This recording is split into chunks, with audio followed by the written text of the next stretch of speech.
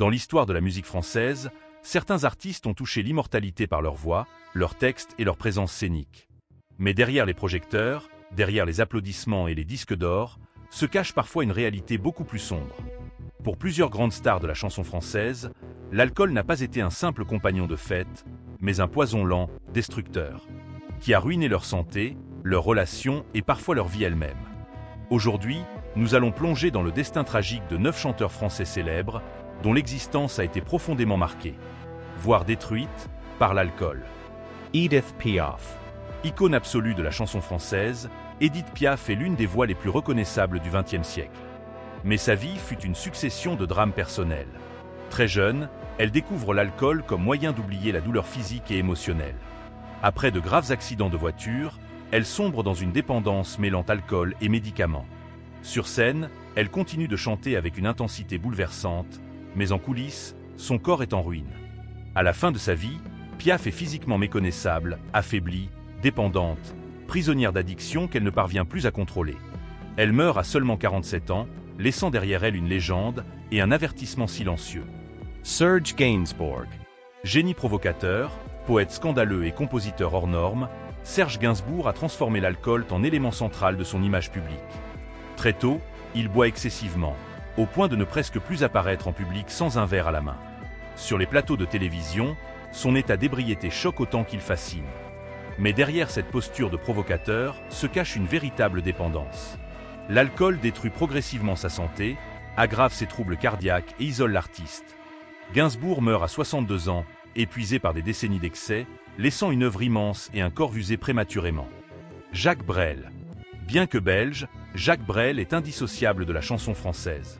Artiste intense, viscéral, il vit tout avec excès, y compris sa consommation d'alcool. Brel boit pour accompagner ses nuits sans sommeil, ses doutes et ses colères. Sa santé se dégrade rapidement, notamment avec un cancer du poumon aggravé par une hygiène de vie destructrice. Même lorsqu'il se retire de la scène, l'alcool reste présent, comme un refuge contre la peur de l'oubli et la douleur intérieure. Il meurt à 49 ans, laissant derrière lui des chansons habitées par la souffrance et la lucidité. Johnny Hallyday. Véritable monument du rock français, Johnny Hallyday a vécu toute sa vie dans l'excès. Alcool, drogue, nuits sans fin, la célébrité amplifie chaque dérive.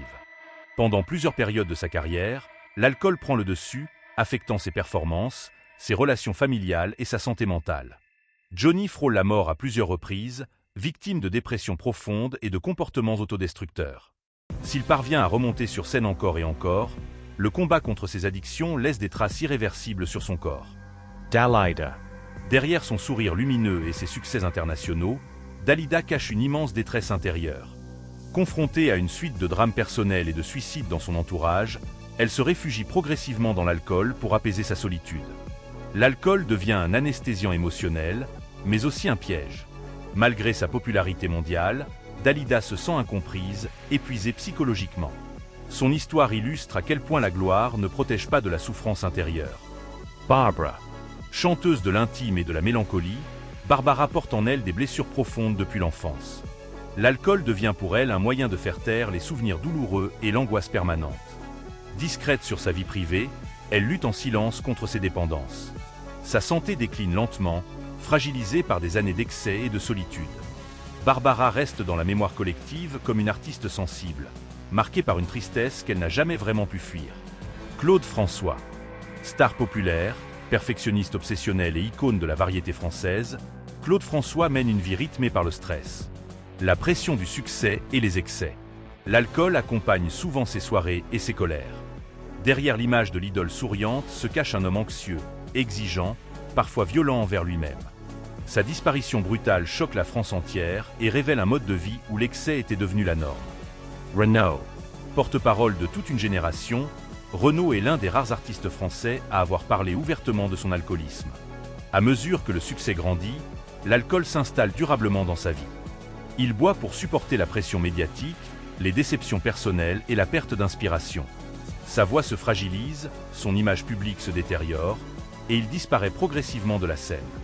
Le combat de Renaud contre l'alcool est long, douloureux et toujours fragile, illustrant la difficulté de se reconstruire après des années de dépendance.